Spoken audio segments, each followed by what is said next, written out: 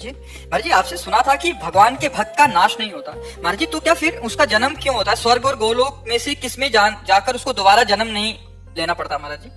जिसने भगवान का साक्षात्कार कर लिया फिर उसका दोबारा जन्म नहीं होता। अगर उसे भगवान भेजते हैं तो ऐसे महापुरुषों के रूप में भेजते हैं जो जन का कल्याण करे। जैसे भगवान ने कहा, यदा यदा हि धर्मस्य ग्लानिर्भवत भारत अभ्युत्थान अधर्मस्य तदात्मानं सृजाम्यहम्। तो भगवान कहते हैं कि जब जब धर्म की हानि होती है तब तब मैं अवतार लेता हूँ। तो ये नहीं कहा कि पूरी शक्तियों के साथ अवतार लेता हूँ, तब तब मैं अवतार लेता हूँ। तो कभी दुष्टों का विनाश करने के लिए भगवान अवतार लेते हैं, तो कभी दुष्टता का विनाश करने के लिए। तो उस समय भगवान अपने ही स्वरूप को प्राप्त महापुरुषों को भेजते हैं। तो सृष्टि में आकर के जो संतुलन बिगड़ गया था, अधर्म बढ़ गया था, धर्म की हानि हो गई थी, तो उनके प्रभाव से, उनके वचनों से पृथ्वी का संतुलन बनता है। धर्म की स्थापना होती है, अधर्म की वृत्ति का नाश होता है।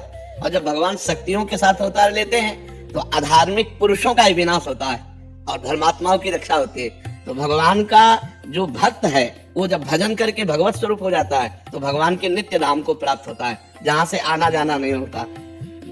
यद गत्वा न निवर्तन्ते तद धाम परमम मम। जहां जाने के बाद फिर इस मृत्यु लोक में नहीं आना होता। लेकिन भगवान उसे भेजे तो सरकारी आदमी बन करके आएगा और अपने प्रभाव से जन मंगल करके और फिर अंतर ध्यान हो गए। भगवान के भक्ति की यदि पूर्णता नहीं हुई, जब भगवान का साक्षात्कार नहीं होता, तो दो कारण होते हैं। एक तो ये कि जैसे हम भजन तो कर रहे हैं पर अमुक भोग की चाह है। अब भगवत साक्षात्कार तब तक नहीं होगा जब तक ये चाह नष्ट नहीं हो जाएगी।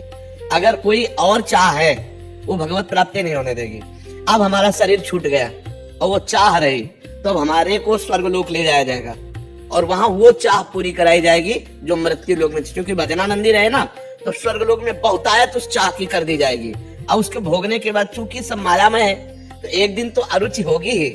मीठा प्रिय है लेकिन बहुत मीठा अप्रिय हो जाएगा। जैसे खीर प्रिय है लेकिन कटोरी 2 कटोरी लेकिन 10 लीटर, तो आपको अरुचि हो जाएगी ना बराबर। तो जब उसको भोगों की जो चाह थी वो अरुचि हो जाएगी, तब यहाँ उसका जन्म होगा।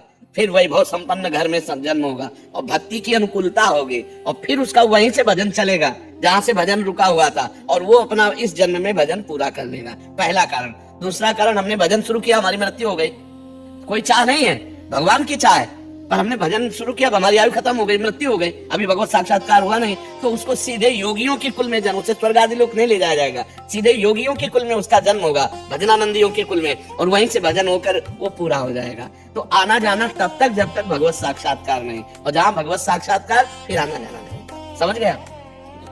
अभिजीत शंकर जी, राधे राधे महाराज जी। महाराज जी, एक बार एकांतिक वार्तालाप में एक किसी साधक ने बोला था कि मैं आपको जान गया हूँ महाराज जी। तो आपने बोला था कि मुझे जान जाओगे तो कुछ और जानना बाकी नहीं रह जाएगा। महाराज जी, इसका क्या अर्थ था महाराज जी? कुछ बातें ऐसी होती हैं अनिर्वचनीयम, जिनकी चर्चा ही नहीं की जा सकती।